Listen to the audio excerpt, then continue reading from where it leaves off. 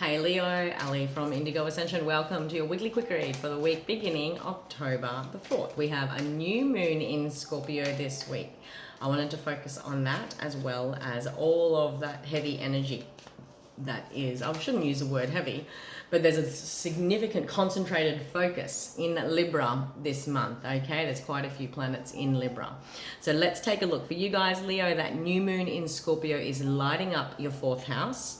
All of these Libra placements are lighting up your 3rd house. When I'm working with 4th and 3rd house consecutively, I can say there might be many Leos that are finding communications needing their attention or a desire to communicate when 3rd house matters light up all month. It's to do with the home and hearth. It's to do with nurture. It's to do with reconnection to maternal or maternal figures, if you like. In order for me to feel at home, I must be able to speak my truth. Yeah, Leo?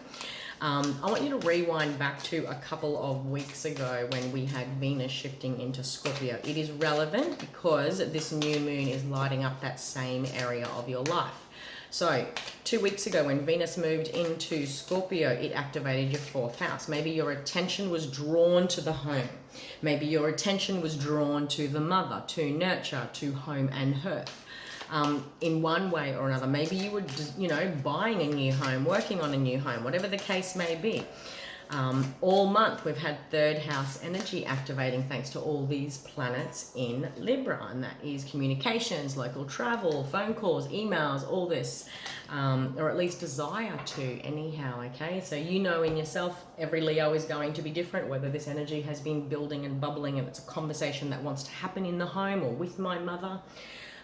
If it's about conversations and lots of communications about a home or living situations, because I'm creating plans and changes, and that's why I've got those two areas lighting up for me in one way or another. The new moon is going to desire, or you're at least going to desire to turn over a new leaf, and you may notice a new beginning or a next level when it comes to home matters, family matters in some way.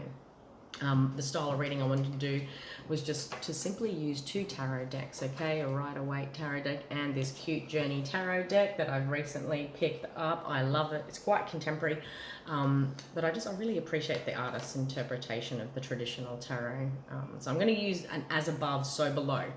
To take a look at, we're 7 planets in retrograde, and that is a deep, and I've said it many times, that is a deep metamorphosis internal, and it's not until perhaps the end of that retrograde, which some of them last all year, or at least a good part of the year.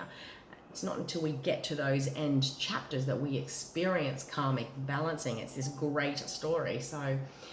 But before we activate and look at anything in here, sometimes it's because of outside forces. We work with the mirror, we work outside of ourselves, and this is where the shifting sand happens. This is where circumstances in our life change, and they force us to go within, or they force us to seek new paths and goals.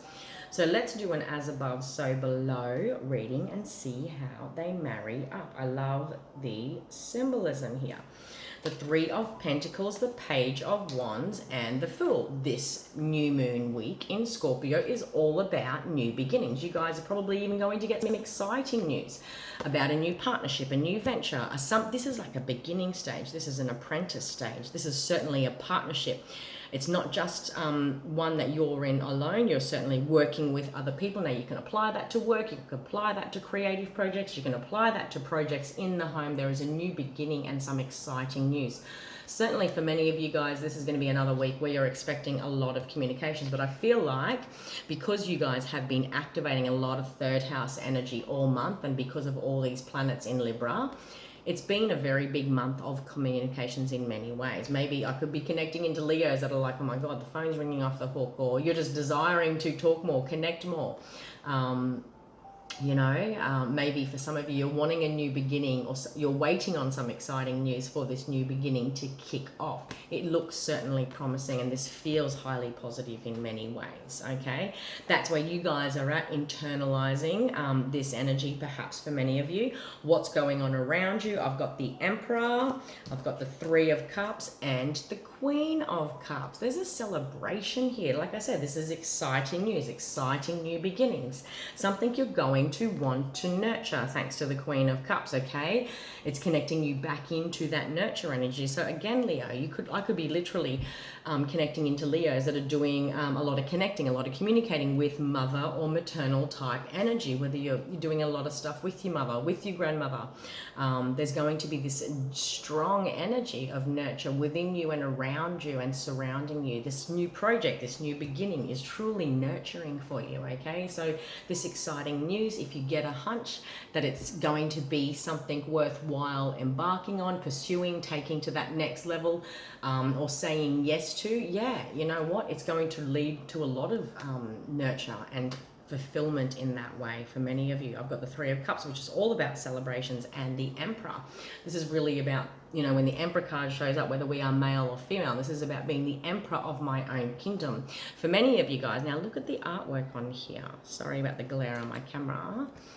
I just love how contemporary and cute these cards are. But see how it's almost like in his wisdom, he's really looking back on all that has, like, I want to take you guys back to Aries season, which kicked off March equinox, March 21.